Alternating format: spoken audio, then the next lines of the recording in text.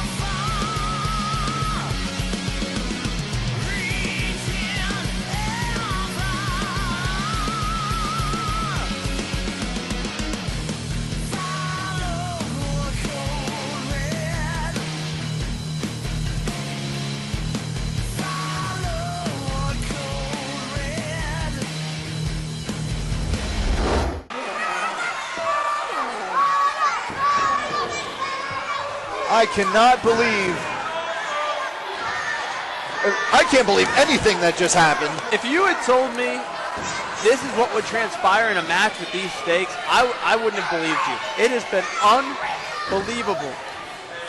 Everything that has weighed on this contest with so much at stake. Now both men staggered, trading vicious right hands. Discus punch there from Wylde.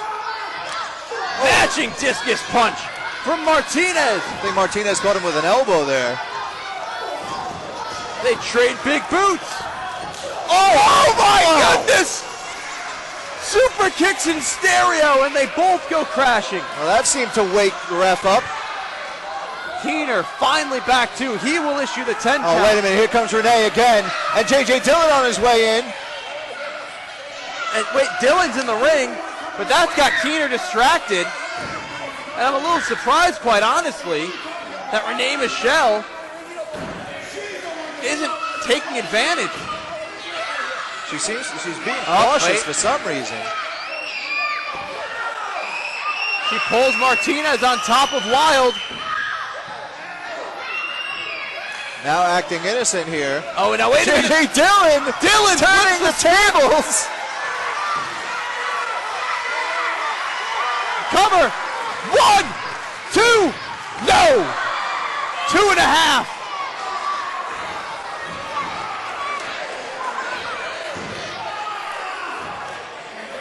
This, you know what this reminded me of just now? As if J.J. Dillon was sitting there singing, "Anything you can do, I can do better." Absolutely. What a match. This is just unreal. The twists and turns. I mean, with all due respect to anybody who's outside the ring as a manager, to any competitor in the ECWA, you're looking across the ring at J.J. Dillon, a legendary manager. This man knows the ins and outs of managerial work. He knows what he should do and what he shouldn't do. Don't think that you're going to, pull the wool over somebody's eyes, or you're going to go in and do something smarter than somebody like J.J. Dillon. You are out of your mind. Doesn't this feel like Rocky 2? They're just trading those blows, right? They're just trading blows. Both staggered, both barely standing. Every single blow, the notch turned to 11. Oh, the big boot caught Wylde. Chris Wylde is just hoping that this doesn't turn into the end of Rocky 4, or not even the end of Rocky 4, the middle of Rocky 4, where for one of these guys, it is over completely. Well, in that particular reference, it's a little macabre, but your point taken. Kip up by Wylde. He caught Martinez a little too long in the high rent. Big chops up top. Looks like, wow, what is going on? Renee now again. She's got the feet. Oh! She held on to the feet. 2, could that be it? No! She held on to Chris Wylde's feet so he couldn't get all the way around for the superplex, and Ricky Martinez just dropped right on top of him. Look at Wylde. Oh, that left leg. That left leg. He may have seriously injured that leg. He might really be hurt here. He's going to try and gut it out, but he can barely put weight on it. And yeah, Martinez knows it now. Martinez oh no. He's going to go right to work on that hamstring. He might have torn a hamstring. You don't want to speculate too much, but that left leg is just all sorts of busted up. Shades of the Garvin stomp. Listen, I've pulled a hamstring before. One of the worst things, besides bending your leg, is straightening your leg when you have a pulled hamstring. A torn hamstring is a completely different story, and I'm sure exponentially worse. Oh! He DDTs that leg, and the look on Wylde's face of just exasperation, of knowing how much harder this task has become, of keeping his career alive, of seizing that belt. And speaking of what I was alluding to earlier, it looks like Ricky Martinez is going to attempt a figure four leg lock. This might be and it. There it is. This might be it, right in the middle of the ring. Wylde's left leg, the one that's in the four position, the pretzel position. And look at the face of Wylde. Fighting hard. Shoulders down, 2, he gets up. But that puts more pressure on the joint.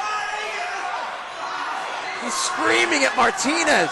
And being that Wylde's a little bit smaller of a guy than Martinez, his reach isn't as long. Martinez just barely able to back up just enough that he's not getting hit by those attempted shots by Wylde. And Wylde gets the ropes, but at what cost the rope break? What will be left of Chris Wylde now?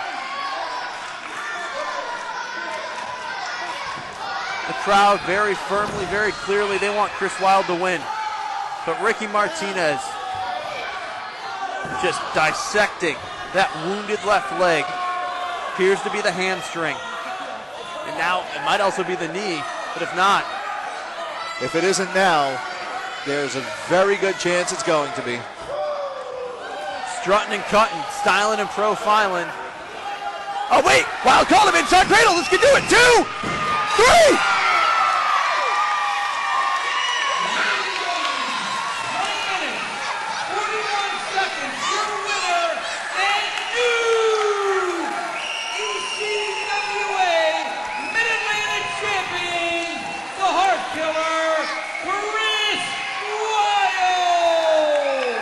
An unbelievable finish to a match that saw so many twists and turns.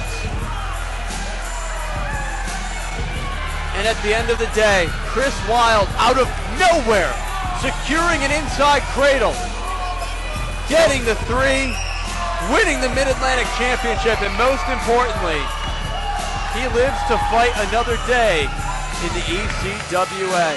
We mentioned it earlier, how there's a very good chance that Ricky the Mountain Martinez's ego was going to be his downfall. And it looked like it was. He went for a second figure 4. That's fine. You want to win with a figure 4, that's fine. But he stopped, he pulled the knee pad off, he mocked J.J. Dillon, he strutted a little bit, and then he went for the figure 4. He took too much time because he thought he had the match won. And look what happened.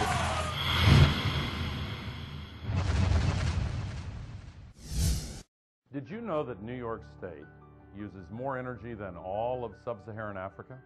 Nearly 1.5 billion people lack access to electricity. Nearly 3 billion people cook in deadly fumes. Energy can transform economies, Lives, continents. our planet. We have a historic chance to eliminate energy poverty. UN Secretary General Ban Ki-moon has launched a new initiative. Let's bring energy to all. To power, Women, Progress, growth, our future. energy for all.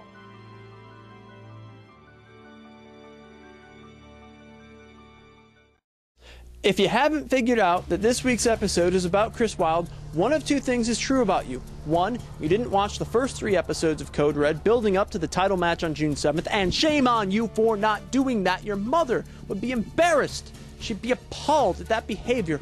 Or 2nd, you just weren't watching the open of the show. Maybe you went to the bathroom. Maybe you just get tired of my antics. You thought you'd miss them? Guess again. John Jermaine Esquire is still here with you, and this week we will talk all things Chris Wylde, the man who ended Papa Don's record-long streak as the heavyweight champion, the man who you just saw beat Ricky Martinez in December of 2013 for the Mid-Atlantic title that is still festooned around the waist of the Heartkiller, the man who employs the 50 Shades of Pain, the Kata Hajime rear naked choke.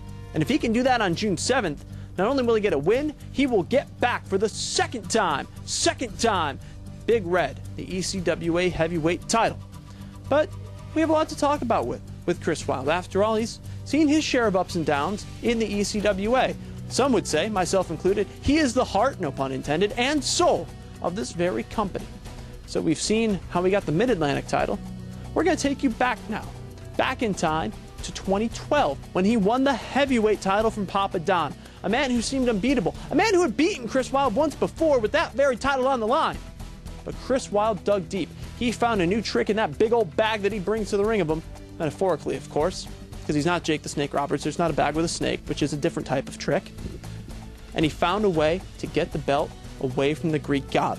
So we're going to show you some of that match. It'll span a commercial break, and then I'll come back and we'll show you some more involving Chris Wylde, the Heartkiller, here in ECWA.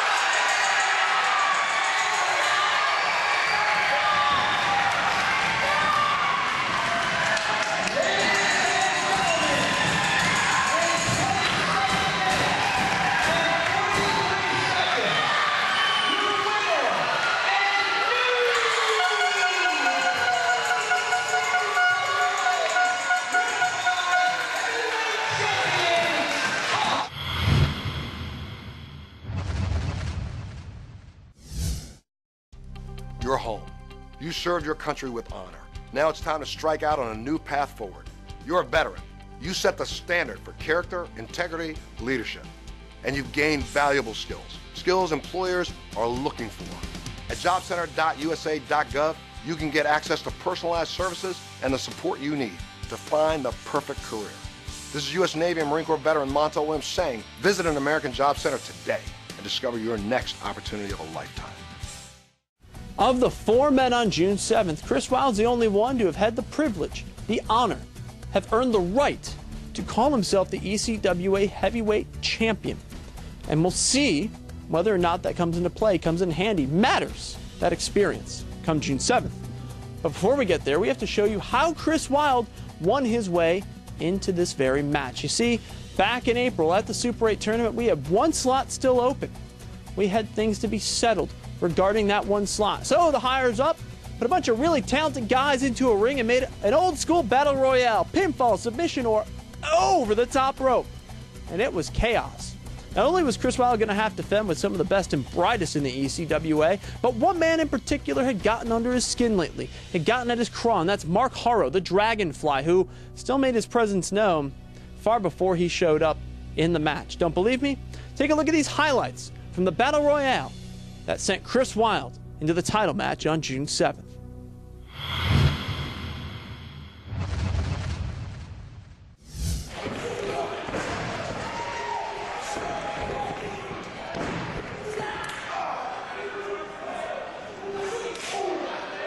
Impressive knife-edge chops from Anua'i. Incredible explosiveness in the big corner splash. And a spear! And with all that speed, he takes down Solo.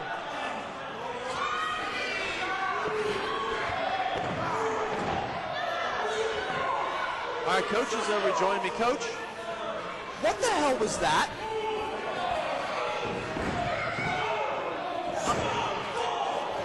Ulala choke slammed out too. He stunnered and rock bottom Papadon. He hit the Hogan boot. He hit the people's elbow. Let's just say we've been working on things. What did you put in his Wheaties this morning? Oh, man. Meanwhile, I'm pretty sure Lance Anua'i just got crushed. There is some carnage in that ring. Rope break there. Hey, by the way, too, if he's not scary enough, his nose appears to be broken. The blood is trickling down his face. And in true R2 fashion, he doesn't care. Hey, wait a minute. Wylde wants to cut the Hajime, the 50 Shades of Pain.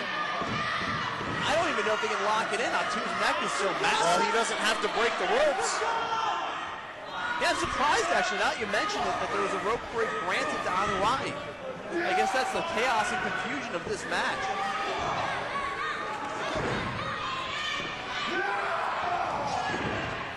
I mean, and we're still out there with 6 of the 8. 6 of the 8. Kid starting it off. Big running knee from Anua'i. Wow. Now, I said when he came out here, the pace was going to quicken. I'm not seeing Papadon. I just sat down. He's in the corner. He is in the corner. Biding his time. All right. Trying to get lay of the land here. Anua'i goes after Solo. Gets him up under the chin, and there goes Solo. It's a good thing this wasn't a rumble. Except you can still be eliminated over the top. I must have missed that roll. I was going for pinfalls. Well, yeah. Anua'i is in a predicament where he could be eliminated from here. He went over the top. Papadon going after Kid again. I'm amazed Kid USA stole this match. Oh my God! Cover! 2, 3!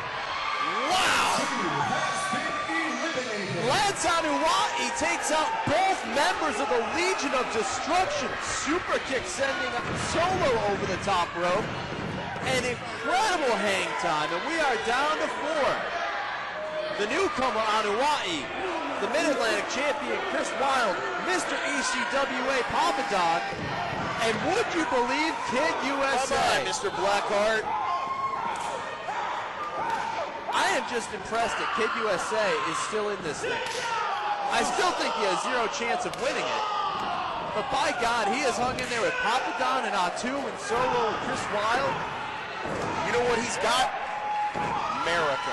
I thought you were going to say Moxie. No, not Moxie. Is it Moxie America? No. The makers of Spunk. We've got Moxie. Moxie America.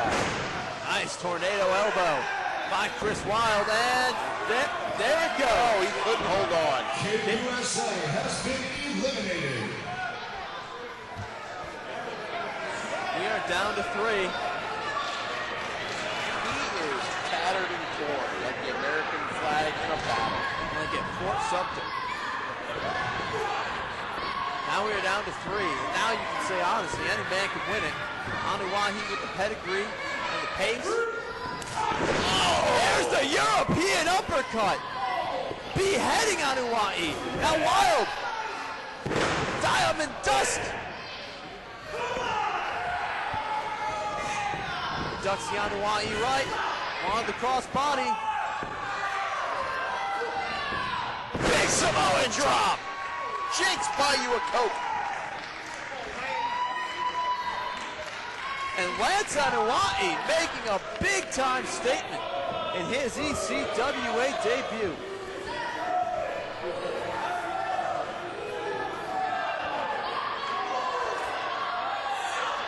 Nobody home that time, though. Chris Wylde vacates the premises. Papa Don finally up to 2 feet. Tries to toss Wylde. Wylde skins the cat, and he's back in. And Papa Don. Wait, Pop thinks he's won. Pop thinks that Wylde went over the top. Sorry, Pop. Super kick. That could do it. Oh, wait a minute. Wylde wants to go up top and punctuate it.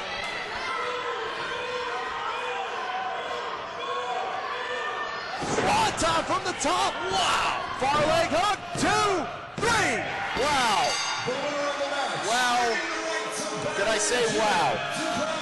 ECWA Heavyweight Champion, the Heartkiller, Chris Wylde.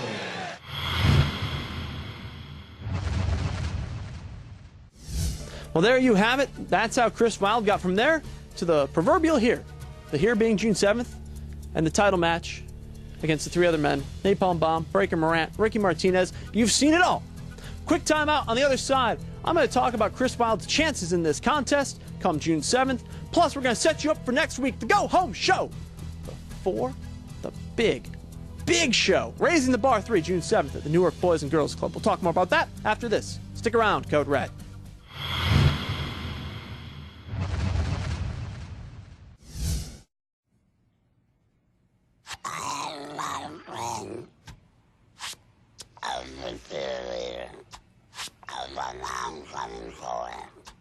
If I smell it, the 16-acre smoking, because I started smoking when I was a teenager.